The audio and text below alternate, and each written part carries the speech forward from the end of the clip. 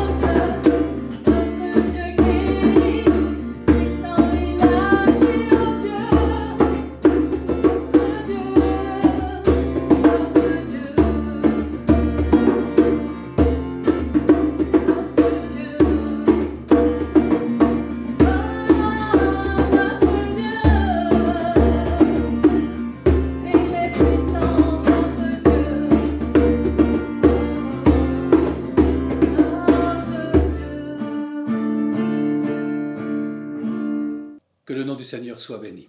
Alléluia. Merci pour ces quelques chants qui nous disposent maintenant à écouter la parole de Dieu. J'ai intitulé le message de ce matin « C'est un garçon ». C'est une phrase que l'on retrouve régulièrement sur les faire-part lorsque l'on veut annoncer la venue d'un heureux événement.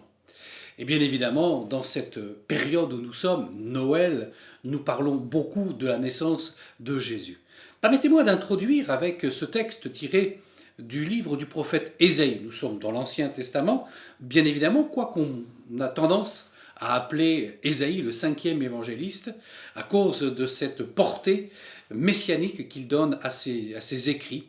Et ce matin, je laisse sur votre cœur cette parole au chapitre 9 et au verset 5, où il dit « Car un enfant nous est né, un fils nous est donné, et la domination reposera sur son épaule. On l'appellera admirable, conseiller, Dieu puissant, Père éternel, Prince de la paix. » C'est un garçon. Si vous avez eu la joie d'être parent, c'est qu'à un moment donné, vous avez vous aussi eu l'occasion d'envoyer des faire-part. Soit vous l'avez reçu, soit vous l'avez envoyé, mais vous teniez à communiquer l'heureux événement qui venait de survenir dans votre foyer après de longs mois d'attente. Aujourd'hui, on sait, grâce à la technologie, assez tôt, ce que sera le sexe de l'enfant, ce qu'il faut faire pour l'accueillir, puisqu'aujourd'hui, eh bien, nous avons cette technologie à notre disposition. Permettez-moi de vous raconter une petite anecdote à la naissance de ma fille aînée. La voisine de lit dans la clinique où se trouvait ma femme, ils étaient deux dans la chambre, eh bien, venait elle aussi d'accoucher quelques minutes avant ma femme, et elles échangeaient comme cela l'une à l'autre, et elle faisait part comment dire, pas de sa stupeur, mais de sa surprise, parce que en effet, pendant les 9 mois de la grossesse et durant tous les examens qui avaient été faits, eh bien, on lui avait dit que ce serait un garçon. D'ailleurs, elle-même disait que la dernière échographie, on lui avait dit textuellement que le bébé avait les mollets d'un footballeur. Mais quand il est sorti du vestiaire, c'était une footballeuse. Alors, c'est vrai que on en sourit aujourd'hui, et même plus de 30 ans après, mais c'est vrai que quand vous vous attendez à accueillir un garçon et que c'est une fille qui arrive, ou vice-versa, je pense que c'est peut-être plus vrai pour une mère que pour un père, quoique, mais pour une maman, de se rendre compte de ce que cela peut représenter en termes de bouleversement. Peut-être qu'on avait choisi des couleurs adaptées, des vêtements adaptés, des prénoms adaptés, mais voilà que maintenant, eh bien, il faut tout changer. Et on se dit, mais quand même, avec les moyens technologiques que l'on a aujourd'hui, on aurait pu s'apercevoir que c'était une fille et non pas un garçon. L'histoire s'arrête là, mais il y a une période où, c'est vrai, eh bien, il fallait attendre la naissance pour savoir ce que c'était, si ce serait un garçon, si ce serait une fille, et on se préparait en conséquence. On choisissait les prénoms qu'il fallait, garçon, fille, ou alors des fois un prénom mixte. Mais voyez-vous, lorsque Jésus est né, eh bien Joseph et Marie ont quand même bénéficié d'un sérieux avantage. Regardez avec moi dans l'évangile de Matthieu, chapitre 1er, et au verset 21, un ange vient vers Joseph, et pour cause, parce que Joseph réfléchissait à la possibilité de se séparer de Marie, de répudier sa fiancée, et un ange lui parle. Et il lui dit, mais ta femme est enceinte par la vertu du Saint-Esprit, et voilà ce qu'il lui dit, elle enfantera un fils, et tu lui donneras le nom de Jésus. C'est lui qui sauvera son peuple de ses péchés. Dieu lui-même, par l'intermédiaire d'un ange, va donner non seulement le sexe de l'enfant, le prénom de l'enfant, et plus encore, ce que sera sa destinée. C'est lui qui sauvera son peuple de ses péchés. Un faire-part est donc destiné à annoncer la venue d'un tel événement. Et réfléchissons un instant pour nous apercevoir que la naissance de Jésus n'a pas été annoncée qu'au mage quelque temps avant que cela n'ait lieu, mais bien longtemps avant l'histoire de la venue de Jésus, le faire-part avait été adressé. Et nous nous retrouvons dans les premiers textes du livre de la Bible, dans les premiers chapitres du livre de la Genèse, où Dieu, en ayant constaté la chute de l'homme, le péché qui est entré dans le monde, par le moyen que le diable a utilisé pour séduire Adam et Ève, il dit « Je mettrai », Genèse chapitre 3 verset 15, « Je mettrai inimitié entre toi et la femme, entre ta postérité et sa postérité. Celle-ci t'écrasera la tête et tu lui blesseras le talon. » De quelle postérité s'agit-il? La postérité de la femme, c'est Jésus. La postérité de la femme, c'est celui qui a été blessé. Blessé lorsqu'il donne sa vie sur la croix du calvaire. Et lorsqu'on suit le cours de l'histoire, Cette même annonce a été faite à Abraham. Elle sera faite à Moïse.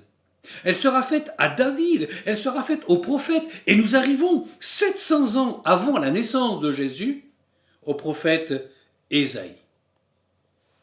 Car un enfant nous est né, un fils nous est donné, et la domination reposera sur son épaule. On l'appellera admirable, conseiller, Dieu puissant, Père éternel, Prince de la paix.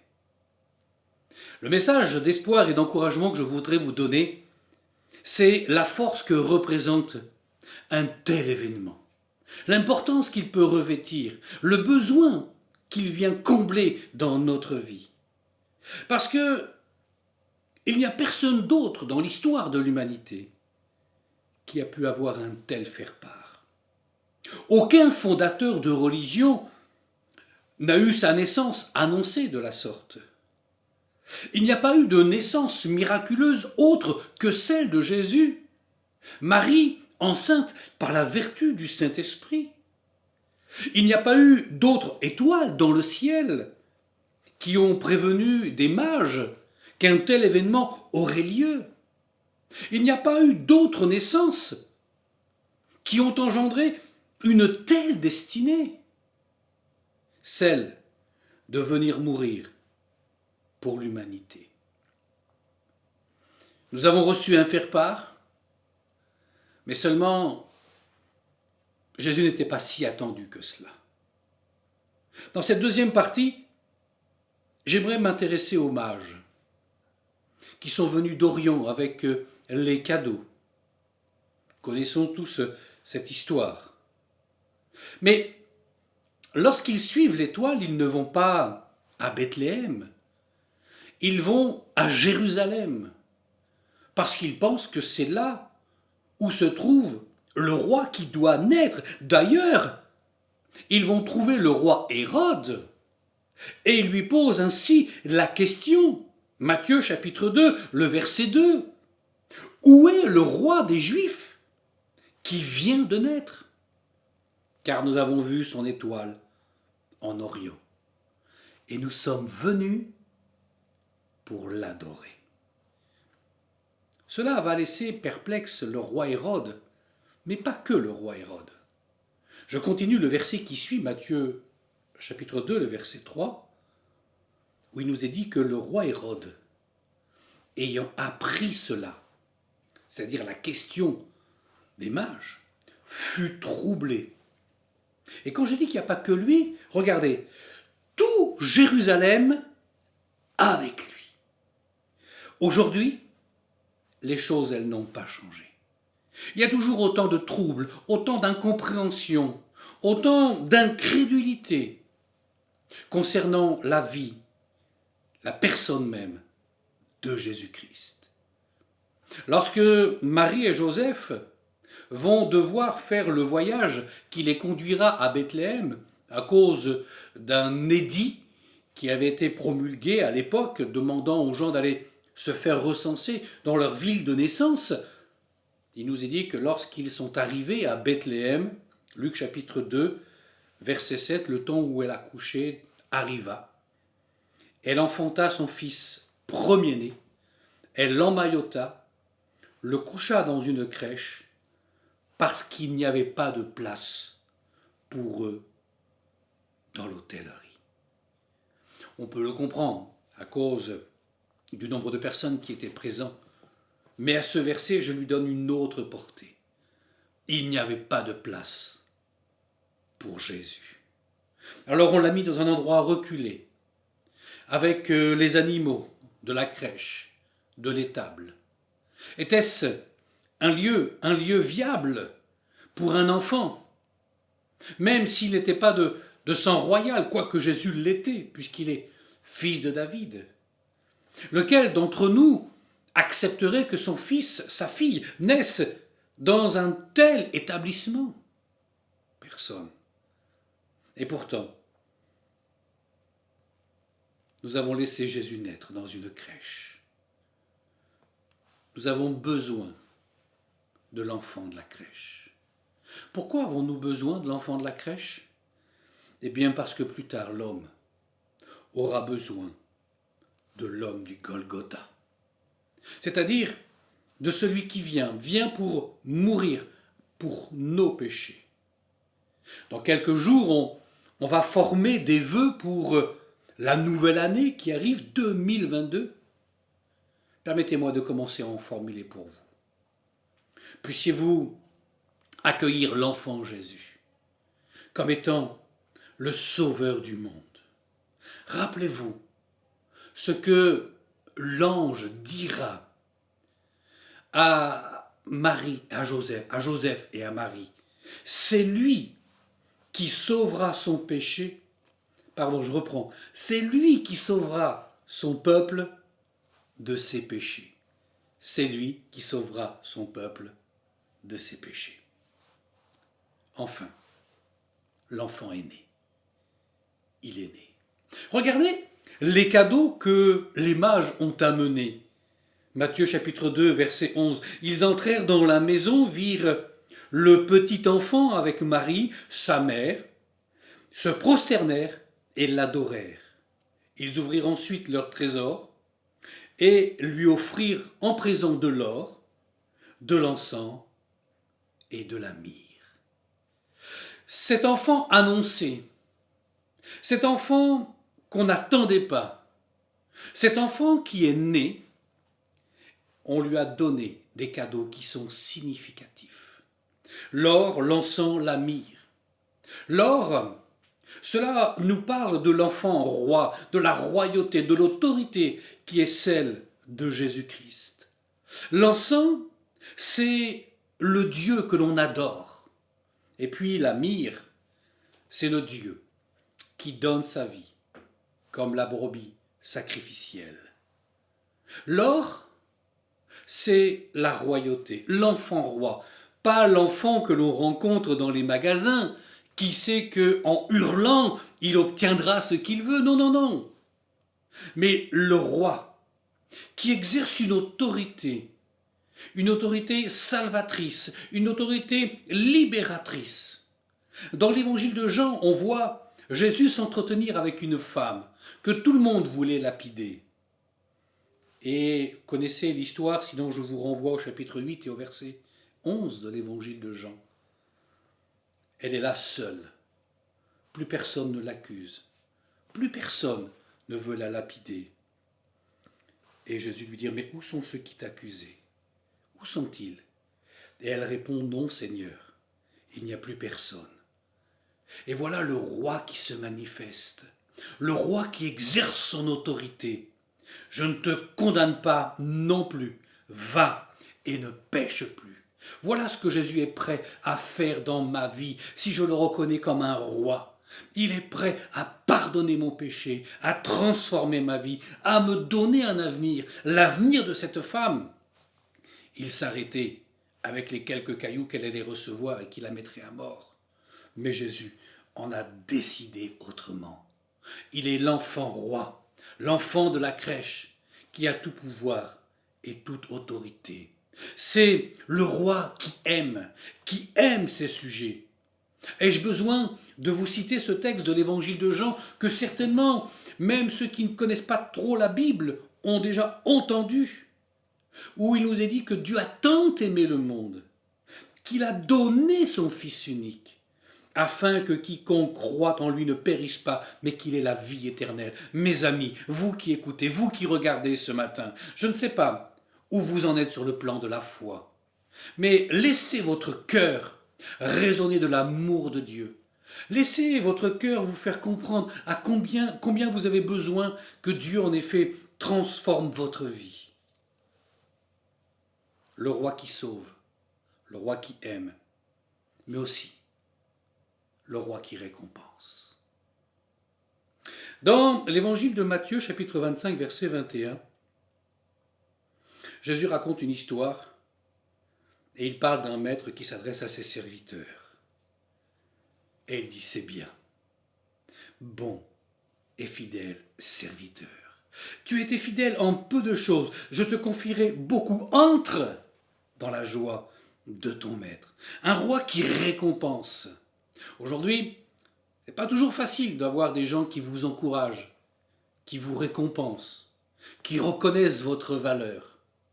Nous avons un roi qui nous dit « tu es un pécheur ». Ce n'est pas très original, ni très flatteur. Mais pourtant Dieu me dit « je suis capable de régler cette question. Si tu m'acceptes comme ton sauveur, et à cause de cela, eh bien je peux t'appeler bon et fidèle serviteur. » Parce que non seulement c'est le roi qui exerce son autorité, le roi qui aime, le roi qui récompense, mais aussi parce que c'est le roi qui connaît mes besoins. Dans l'évangile de Matthieu, chapitre 6, et au verset 8, il nous rappelle ceci, votre Père sait de quoi vous avez besoin avant que vous le lui demandiez. Ça, c'est l'or que sont venus apporter les mages lorsque Jésus est né. Il y a l'encens. L'encens, c'est ce parfum que l'on répandait. Ce parfum qui nous parle de la prière, du rapport que l'on a avec Dieu. C'est le Dieu que l'on adore. Oui, nous sommes des adorateurs, parce que c'est ce que Dieu attend de chacun d'entre nous, que nous puissions le reconnaître comme celui en effet qui seul est capable de prendre soin de nous. Connaissez-vous la force de la prière? Je ne sais pas ce que ça représente pour vous, mais laissez-moi vous dire que la prière est une arme ô combien efficace. Pas uniquement et pas seulement la prière qui consiste à demander « Seigneur, donne-moi ceci, un meilleur travail, un meilleur revenu, etc. » Non, mais cette prière qui nous lie à Dieu, par laquelle je peux simplement lui dire « Je t'aime, Seigneur », parce que je sais que quoi qu'il se passe demain, tu seras toujours avec moi. Cette prière que je fais monter vers Dieu, c'est l'encens, c'est le parfum. Combien Dieu aime à sentir cela venant de ses propres enfants. L'or, l'encens, la myrrhe. La myrrhe, c'est cette huile particulière que l'on réservait pour les inhumations. On mettait cela sur le corps des défunts avant de les mettre dans le tombeau. Et déjà à la naissance de Jésus, on parle de sa mort. Ce n'est certainement pas ce à quoi l'on pense lorsqu'on est penché sur le berceau de son fils, de sa fille, de son enfant.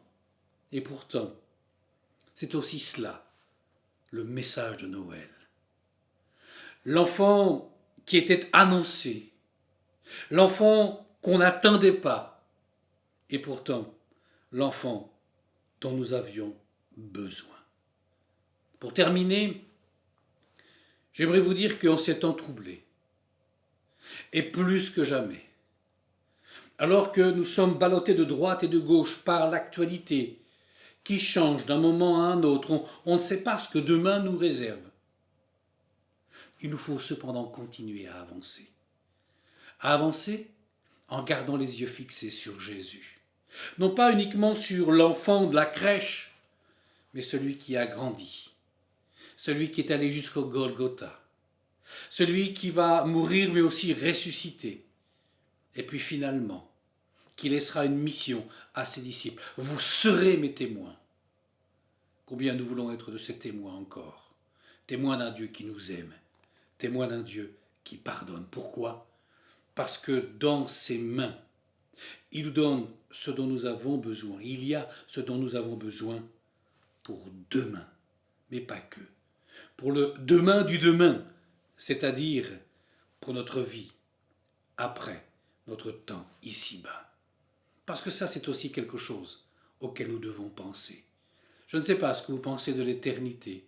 Peut-être que pour vous, eh bien, elle se termine la vie lorsque l'on cesse de vivre ici-bas, mais la Bible nous dit que Dieu a mis dans le cœur de l'homme la pensée de l'éternité. Alors réfléchissez à cet enfant dont on a annoncé la venue des siècles auparavant. Réfléchissez à la manière dont les hommes l'ont reçu. Réfléchissez à ce qu'il peut vous apporter. même si vous êtes un croyant, même si vous êtes quelqu'un d'engagé, puissiez-vous repasser ces simples choses dans votre cœur et réaliser encore une fois, si cela était nécessaire, à quel point Dieu, lui seul, est capable de nous donner ce dont nous avons besoin. Que Dieu vous bénisse. À la rivière, humble je viens déposer tous mes péchés. Pardonne-moi, purifie-moi, Seigneur, viens me rencontrer.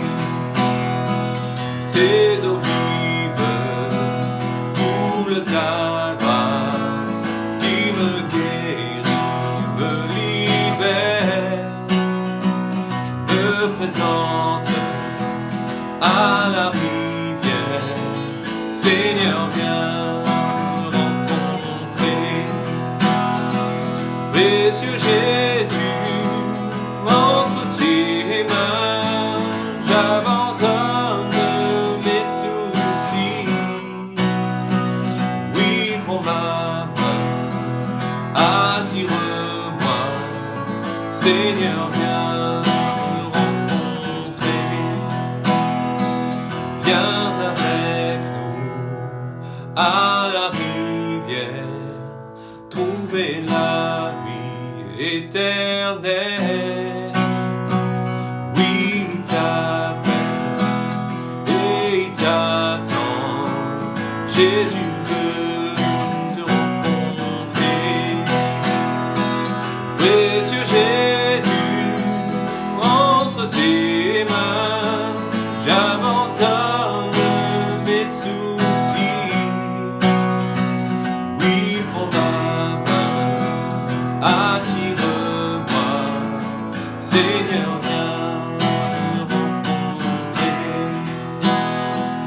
Oui, prends ma main, attire-moi, Seigneur, viens me rencontrer. Voilà ce qu'il faut faire. Venir déposer aux pieds de Jésus nos fautes, nos péchés, parce que lui-même peut prendre soin de nous. Merci d'avoir passé ces quelques moments avec nous.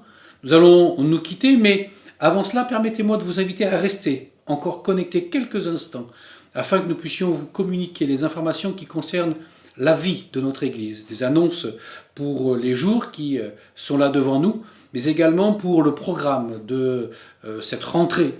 À partir du mois de janvier, un certain nombre de choses vont vous être proposées. Donc restez encore avec nous quelques instants et on se retrouve très bientôt.